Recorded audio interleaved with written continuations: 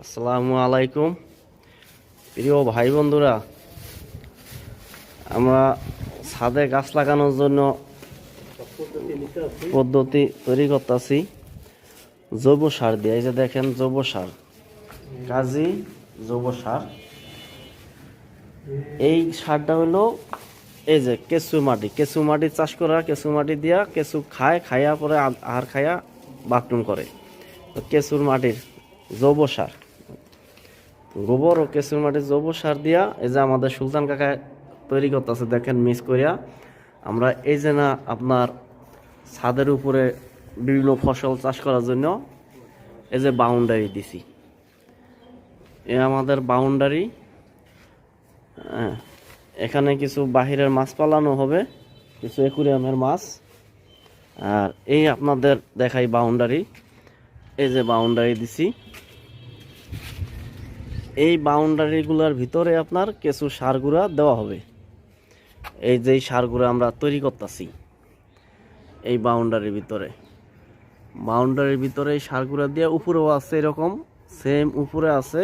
আর এই যে সুলতান কাকায় বানাইতেছে, এটা মিক্স করতেছে। এটা কিছু সারের সাথে, জৈব সারের সাথে বিভিন্ন সার মিক্স করতেছি। মিক্স করিয়া এটা আপনার তৈরি কথা, এটা কোদাল দিয়া অ্যাডজাস্ট হইবে। একানোর পরে এই যে আমাদের এগুলার ভিতরে আপনার ভরা হবে। হ্যাঁ,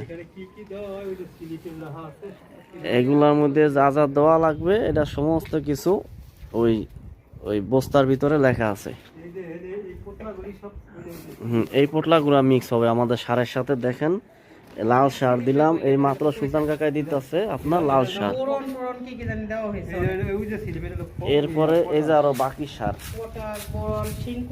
এগুলো আপনার মাটির শক্তিটা বৃদ্ধি করবো। মাটির শক্তিটা বৃদ্ধি করার পরে এগুলার ভিতরে আপনার যে কোনো ফসল চাষ করলে গাছ দ্রুত বৃদ্ধি পাবে। হ্যাঁ, দ্রুত বৃদ্ধি পাবে।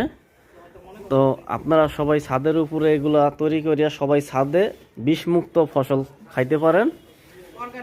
এই ফসলের ভিতরে কোনো ভেজাল নাই, মেডিসিন মুক্ত ফসল। তো আমার ইউটিউব চ্যানেলে আরও ভালো ভালো জিনিস পাইবেন আপনারা সবাই ভবিষ্যতে।